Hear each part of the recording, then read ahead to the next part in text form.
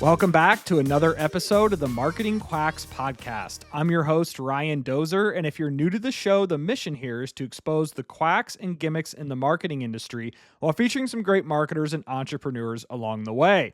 However, if you're watching on video, you'll notice that I'm the only one talking, as this is going to be another solo episode. This will be my second one on my podcast, trying to get out and push myself a little more as I mostly do those guest appearances. Now, today's topic is going to be about, is it worth it to start a marketing agency in 2024? Let me throw out a few disclaimers before I just kind of dive in and give the pros and cons. So number one, I'm mostly referring to a digital marketing agency. That is my experience. I've never truly worked in a traditional marketing agency per se, so I'm really going to focus on the digital side, which a lot of traditional marketing is dead anyways, in my opinion. Everything mostly in marketing is now digital. And so secondly, I'm also referring to a traditional marketing agency business model, meaning that where you pursue clients, whether it's e-commerce or lead generation, and you're doing marketing services, typically, on a monthly invoice, so 5, 10 grand, whatever that amount is, typically you're paid on a monthly invoice. Sometimes they're paid based on percent ad spend, based on commission, but the typical way that it happens is through monthly invoices or monthly retainers is another way to say it. So that is what I mean by the traditional marketing agency business model. Again, it could be e-commerce, lead generation, providing marketing services really for clients in various industries. Now, I also want to note that I co-run a marketing agency with my partner, Daniel Lynch, and the agency is called Empathy First Media. Our forte is high-ticket B2B lead gen, mostly in the cash-based medical space. We do work with a dental IT company.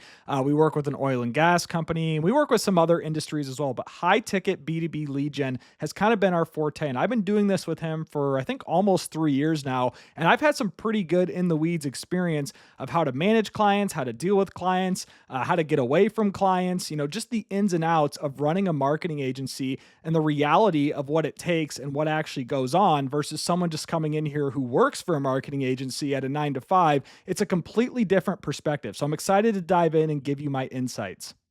So first, I want to start talking about some of the pros or positives of starting a marketing agency right now. And number one is that there is a very high demand for digital services. I don't think this demand is going to go away anytime soon. Even with the rise of AI, I still see so many businesses here locally and in general throughout the country that they're 10, 20, $50 million businesses. Some are even more than that. And they're not even keeping track of leads in a CRM. They're using an Excel spreadsheet. Some of them don't even have websites, or if they do, it looks like it was built in the 1900s, but that will catch up eventually. Their competitors are investing in digital, and slowly but surely the revenues will decline for people in many industries who refuse to invest in digital and just keep doing it their way. We're seeing a huge traffic shift from the general population from traditional to digital mediums. That's already the case. Most people already are on digital mediums such as Google, YouTube, social media, etc.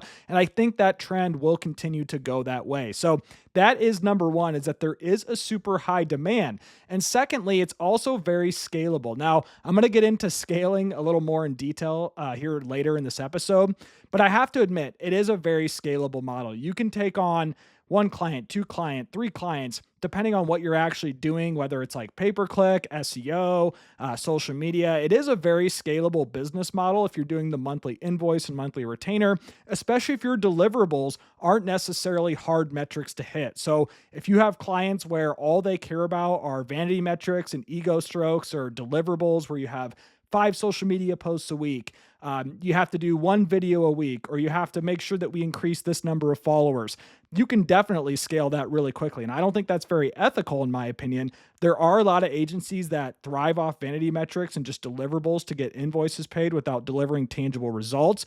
But it is a very scalable business model, especially with AI in the mix. You can now hire offshore talent in the Philippines. I have a guy in Bangladesh doing short form videos for me for $10 a video. So I have to admit, it is a very scalable business model. Now, another pro is that typically it is reoccurring revenue. So I know there are some one-off projects, one-off website projects, one-off campaigns here and there, but in a traditional marketing agency, it's the reoccurring monthly retainers, right? So whether you charge for SEO, pay-per-click, video marketing, or whatever the actual service is of marketing, it's typically charged on the monthly retainer basis, reoccurring revenue. So every month, if you're signing annual contracts, month to month contracts, obviously this changes, but typically every month you would get an X amount of dollars, typically in the thousands, for your marketing services. So that has to be mentioned as a pro, is that it is reoccurring revenue compared to a lot of other business models like e-commerce or something, for example, where it's just one off, right? Someone buys your product or someone buys your service, like a water heater, for instance, on a service level, they're just buying that water heater and they don't need another one for, 5 years, let's say, right? So the revenue there in that model is not as reoccurring. So I have to note that it is beneficial to have a business model like this that provides reoccurring revenue. Now, another pro, and this is more on like a personal level, is the ability to work remote or work from anywhere in the world. I'm not confined to an office, a 9 to 5 cubicle like I'm like at my old job in corporate America. I do have the ability to travel wherever I want and still do the work that I need to do, since everything does live on the internet when you're doing digital marketing services. So that's definitely a pro that I have to mention compared to other industries. And also, guys, there is a potential for high profit margins. I look at what I do. I'm sure there's other agencies that have higher profit margins than me. I don't have a lot of overhead. I don't even have an office. I'm working out of my home office right now. The only big overhead that I have is I have 10 net people on 1099 doing videos for me. I have a PR intern. Mostly it's SaaS, or software as a service. So SaaS tools, right? So like AI tools, I'm spending several $100s a month on. I'm spending several $100s a month on SEO tools and other marketing tools, right? So it's really those SaaS subscriptions and maybe labor to some extent, but the overhead in running a marketing agency is far less compared to several other industries, and therefore that will greatly increase your profit margins.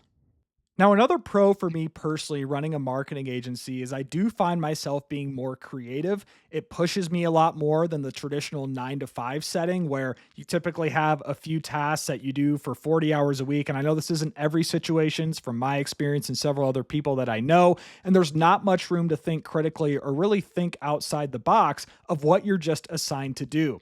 So for me, I have so many different problems. And if you're a marketer listening to this show, you'll probably acknowledge this or, agree with what I'm saying here. It's a never-ending list of fires that you need to put out for clients. It could be updates in Google's algorithm, and now we have to go back and fix our SEO on various websites.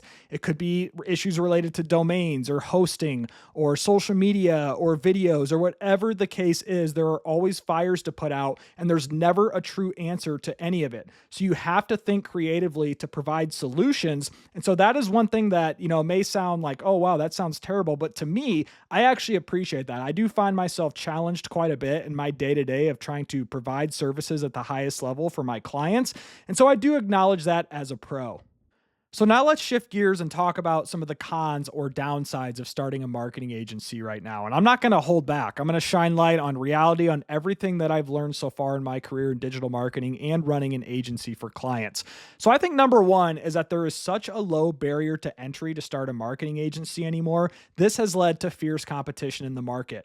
There are thousands of different agencies, thousands of different freelancers from around the world, not just the United States. I just had on a guy named Brett Farmelo. He's the founder of Featured.com, big digital PR platform. And he noted he actually got out of the agency world for this reason. He said that there are more marketing agencies in the United States than coffee shops right now. So without really a clear niche or a competitive edge, it's really hard to stand out in this crowded world unless you know people, you have good connections, you can prove yourself, provide results. That has to be one of the top downsides of starting a marketing agency right now, is that there is such a low barrier to entry, and it seems like there are more marketing agencies coming out of the woodwork every single day.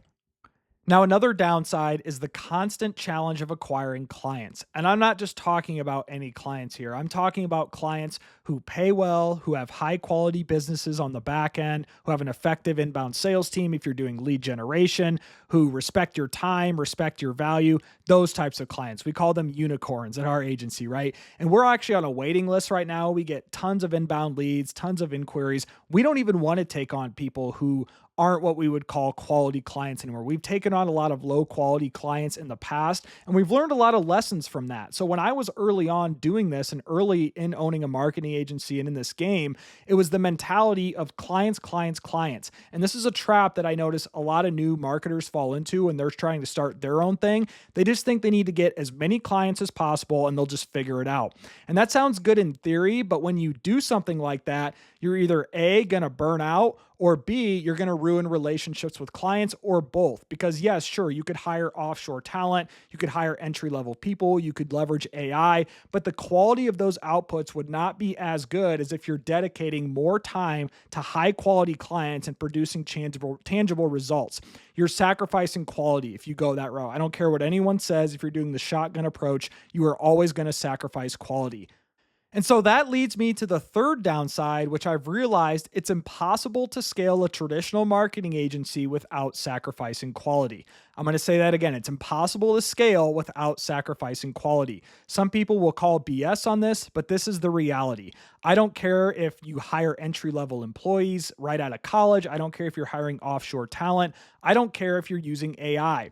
The reality is, if you are a good marketer and you built this agency up on your own, doing the work yourself, providing tangible results to justify an invoice from clients, there is no way you're going to hire someone that knows as much as you, whether offshore or entry level right out of school. And this is what I see time and time again with big agencies who have this shotgun approach. They're trying to get as many clients as possible. They have entry level kids out of college, 22 years old, making 40 or 50 grand a year. And really what this business model is it lacks ethics, in my opinion. You're giving A clients C players. That is the business model. I don't care what anyone says. There is no 22-year-old kid out of school or any offshore talent that is as quality as the person who started the marketing agency and actually proved themselves that they can deliver tangible results for that client.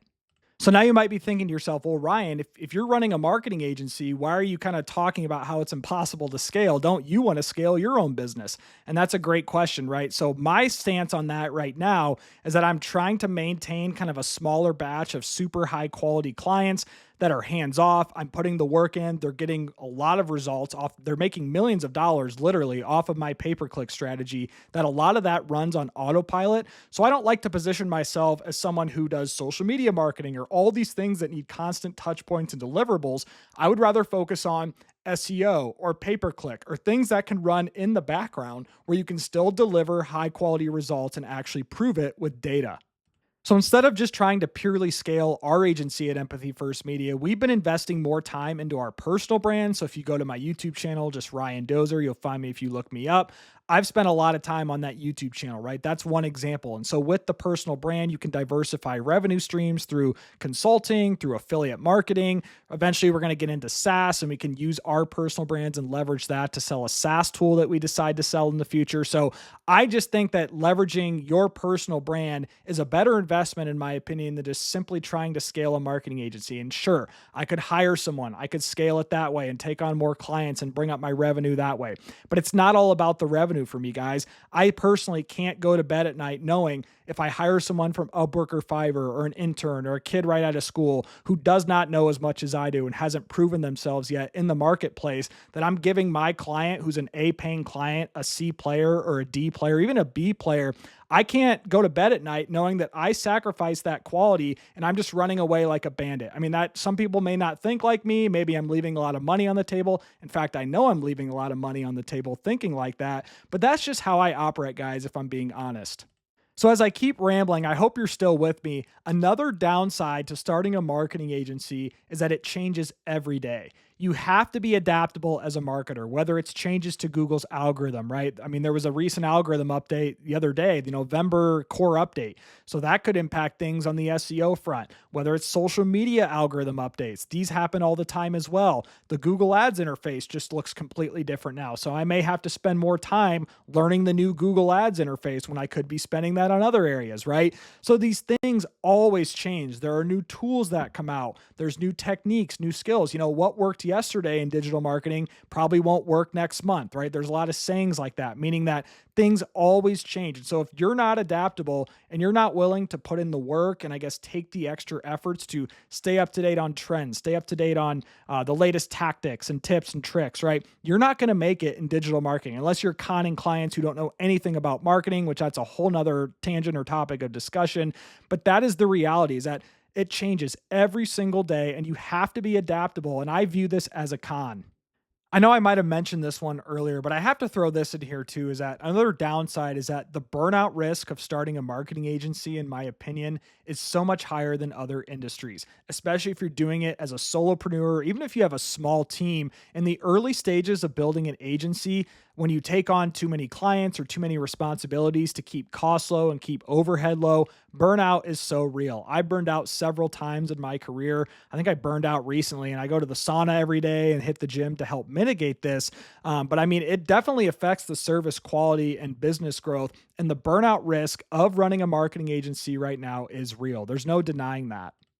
Now, the final point I want to hit on when it comes to downsides of starting a marketing agency is that, in my opinion and in my experience, quality marketers and quality agencies are severely undervalued. And this is the reality. I don't care what anyone says about this. Most marketing agencies are smoke and mirrors. They cannot provide tangible results and show an ROI with accurate data. Most marketing agencies have deliverables, they have vanity metrics they have to hit. Look how many clicks I got, guys. Oh my God, look at this graph. It goes up to the right. I got you so many new subscribers, and the click through rate is good, and this and that. And look at this nice Canva graphic on your Facebook or Instagram post.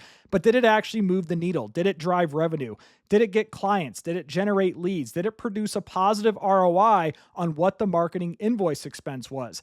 And this is just such a gimmick. This is one of the reasons why I started this Marketing Quacks podcast. Honestly, guys, is that there are so many marketing agencies, I would argue the majority of marketing agencies, who offer smoke and mirrors. And because of that, good marketers get undervalued in the marketplace because good clients or potentially good clients often get burned out or burned alive by a shitty marketing agency. And so now they have a bad taste in their mouth when they go to find another marketing agency in those first intro or discovery calls. So that's the final point that I want to make on this podcast episode about, is it worth it to start a marketing agency or not? Is that most good marketers and marketing agencies are undervalued because most marketing agencies are terrible and they suck. So with all of that being said, appreciate you if you're still listening and you've made it this far in the episode. If you have any topics related to marketing or AI that you want me to talk about, feel free to shoot me a message on LinkedIn. Just look up Ryan Dozer if we're not connected. You can follow me on YouTube, subscribe to the channel, leave a comment there. I always get back to my comments there. But again, I appreciate you all for listening to this episode of the Marketing Quacks podcast. Be sure to tune in again next time.